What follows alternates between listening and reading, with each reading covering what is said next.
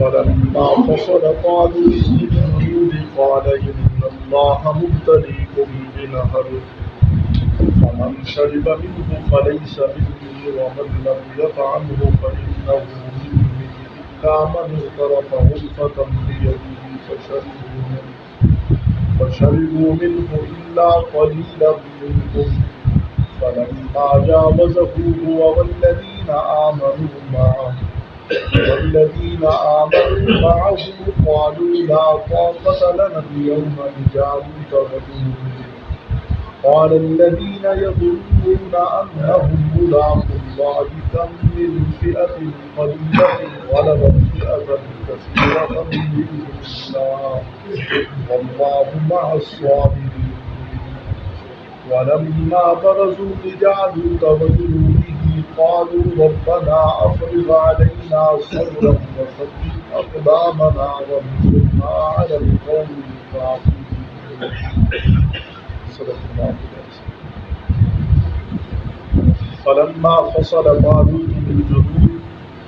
پھر جب جدا ہوا طالوت اپنے لشکر لے کر یعنی وہاں سے لشکر لے کر نکلا قال ان اللہ مبتلیکم بنہر تو فرمایا کہ اللہ تمہاری آزمائش کر رہا ہے ایک نہر کے ذریعے فمن شرب منہ فلیس منی جس نے اس سے پانی پیا وہ میرا نہیں ہے ومن لم یطعمہ جس نے نہ چکھا فإنہ منی وہ میرا ہے الا من اغترف غرفة بیدہ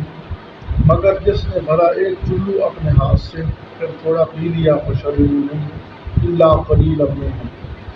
پی لیا انہوں نے مگر تھوڑے سے ان میں رہ گئے فلما جاءه هو والذین آمنوا معه پھر جب پار ہوا طالوت اور ایمان والے اس کے ساتھ قالوا لا طاقة لنا اليوم بجالوت وجنوده تو بولے کہ آج ہمارے اندر طاقت نہیں ہے جالوت اور اس کے لشکر سے مقابلہ کرنے قال الذين يظنون انهم ملاقو الله تو کہنے لگے وہ لوگ جو یقین رکھتے ہیں اللہ کی ملاقات کا جن کو خیال تھا کہ اللہ سے ملنا ہے کم من فئة قلیلة غلبت فئة کثیرة بإذن اللہ کیا کہا کہنے لگے کہ بارہا ایسا ہوا کہ بہت تھوڑی سی جماعت وہ بہت بڑی جماعتوں پر غالب رہ جاتی ہے واللہ مع الصابرین اور اللہ صبر کرنے والوں کے ساتھ فلما برزوا لجالوت وجنوده جب سامنے ہوئے جالوت اور اس کے لشکر قالوا ربنا افرغ علینا صبرا کہنے لگے کہ اے ہمارے رب ہم پر صبر ڈال دے کہ اہل ایمان دعا کرنے لگے وثبت اقدامنا اور ہمارے قدم جما دے وانصرنا علی القوم الکافرین اور ہماری مدد فرما کافر قوم کے خلاف فہزموہم بإذن اللہ پھر شکست دی ایمان والوں نے جالوت کے لشکر کو اللہ کے حکم سے وقتل داؤد جالوت قتل کر دیا داؤد علیہ السلام نے جالوت کو وآتاہ اللہ الملک والحکمہ تو اللہ نے داؤد علیہ السلام کو ملک اور حکمت عطا فرمائی وعلمہ مما یشاء اور سکھلایا اس کو جو اس نے چاہا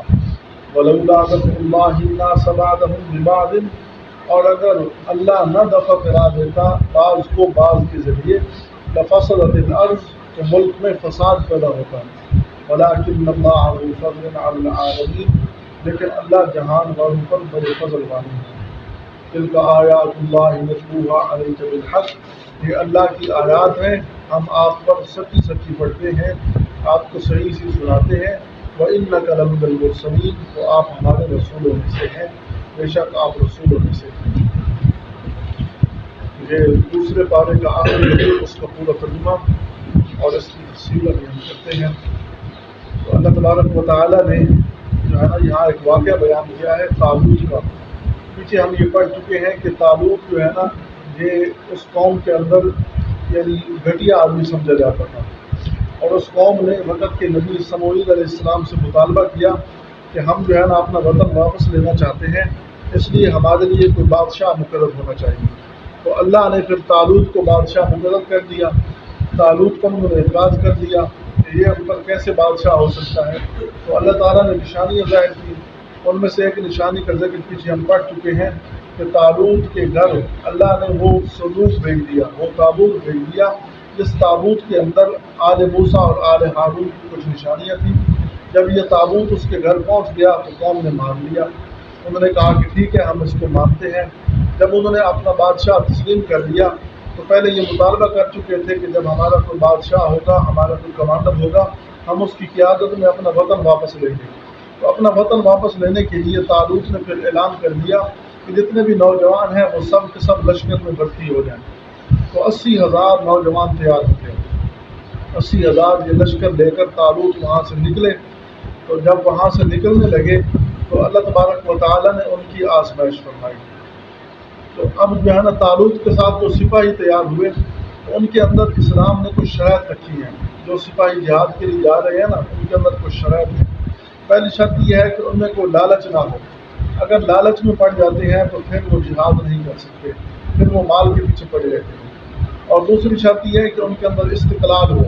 یعنی کوئی آزمائش آ جاتی ہے تو پھر ان کا ثابت قدم رہنا، استقلال ہونا ان کا ضروری ہے۔ اور تیسرا یہ کہ ان کے اندر صبر ہو، اگر کوئی آزمائش آ جاتی ہے تو ان کے اندر صبر ہو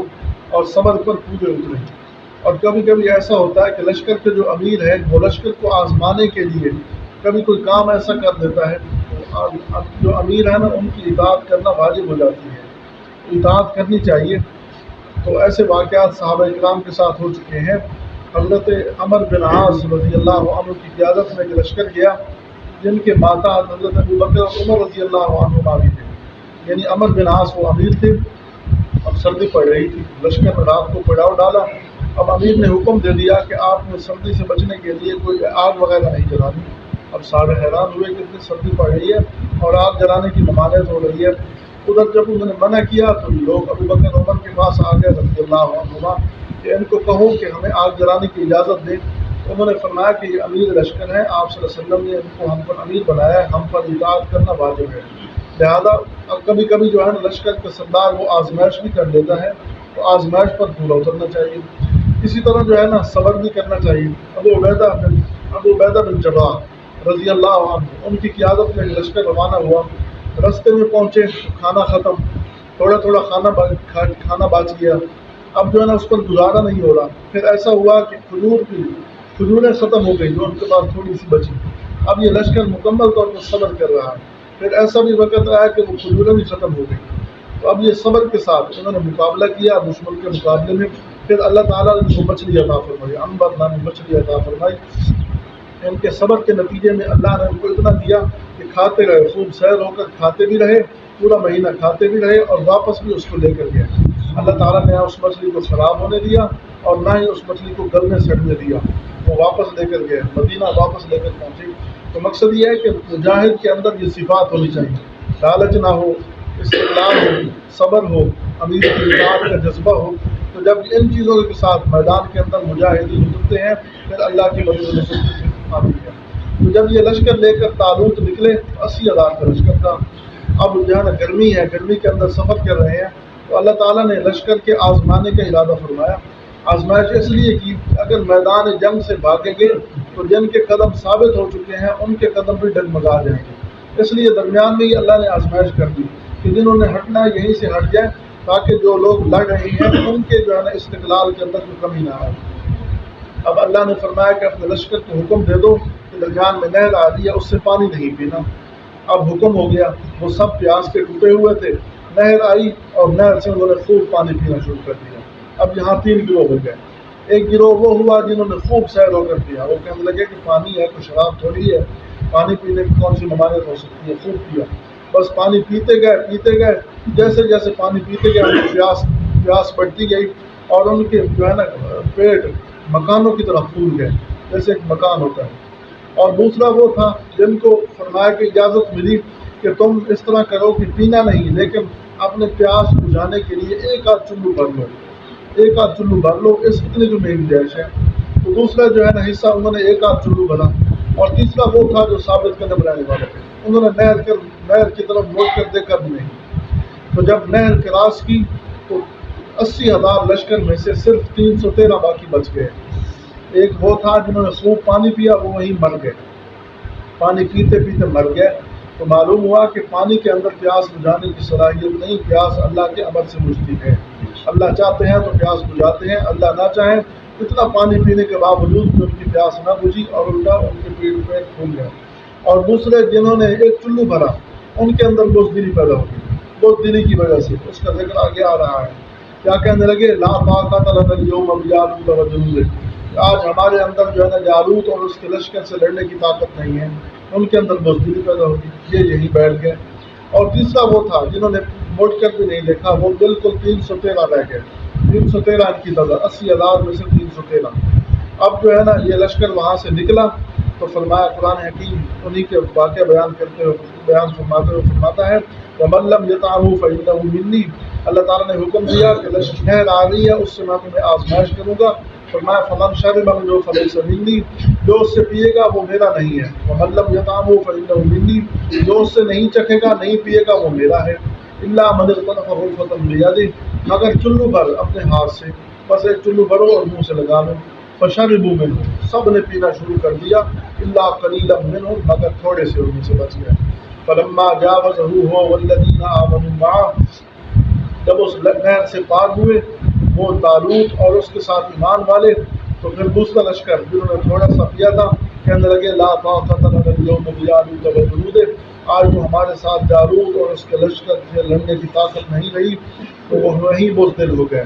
قال الذين يظنون انهم ملاقو الله، تو کہنے لگے وہ لوگ جو خیال کر رہے تھے کہ اللہ سے ملنے والے ہیں، جو ایمان والے تھے جنہوں نے پانی نہیں پیا تھا، ان کو یقین تھا کہ اللہ سے ملاقات کرنی ہے، تو ملاقات اگر جہاد کے ذریعے ہو جائے تو یہ بڑی آسان ملاقات ہوگی، اور اگر بستر پر مر گئے تو یہ مشکل ملاقات ہوگی۔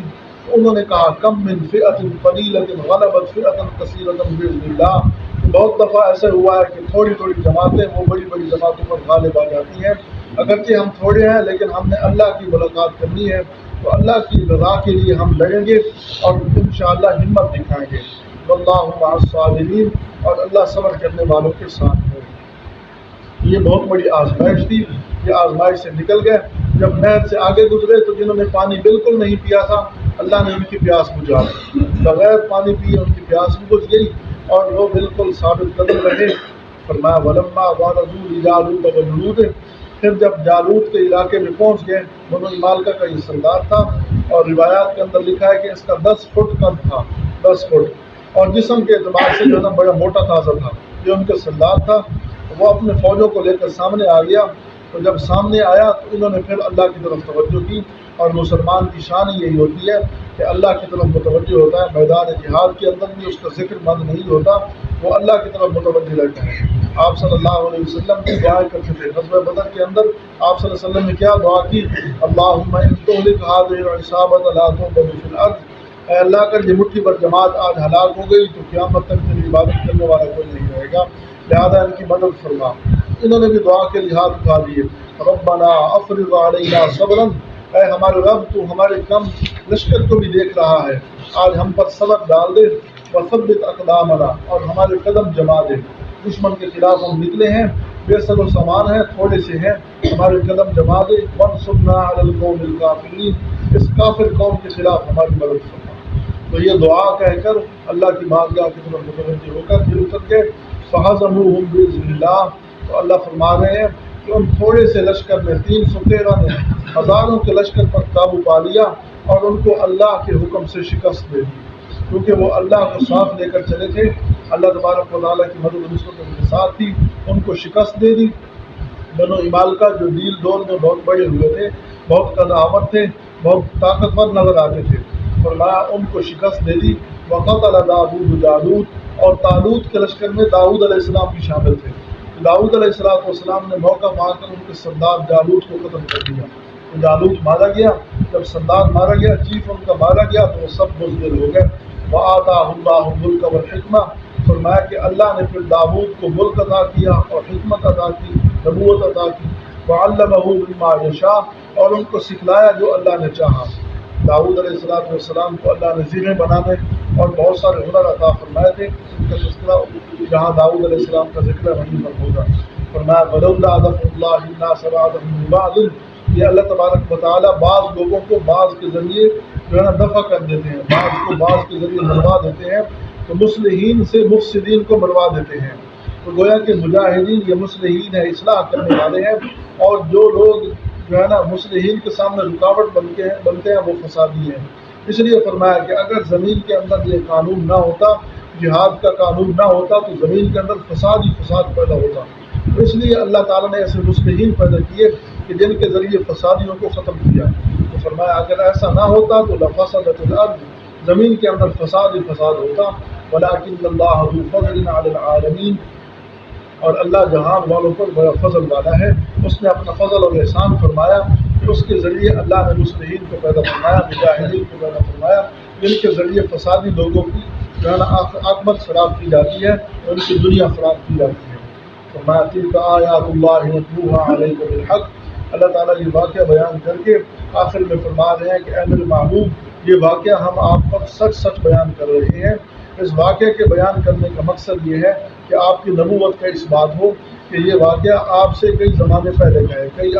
کئی سال پہلے کا ہے، بلکہ کئی صدیاں کہہ رہے ہو، کئی صدیاں پہلے کا واقعہ ہے کہ ہم آپ پر بیان کرتے ہیں تاکہ ایسے واقعات سن کر یہ لوگ آپ پر ایمان لائیں، کیونکہ یہ واقعہ آپ کی نبوت کی دلیل ہے۔ وَإِنَّكَ لَمِنَ الْمُرْسَلِينَ، اور آپ اللہ کے رسولوں میں سے ہیں، یہ آپ کی نبوت پر دلیل ہے، کیونکہ آپ نے یہ واقعہ کسی اور سے پڑھا نہیں، تو یہ واقعہ اللہ نے آپ پر اتارا ہے، تو اللہ کے علاوہ آپ کو کوئی بتانے والا نہیں۔ تو جس اللہ نے یہ واقعہ آپ کو آپ کی نبوت کی دلیل بنا کر دیا ہے، تو وہ اللہ اس نے آپ کو نبی بنا کر بھیجا ہے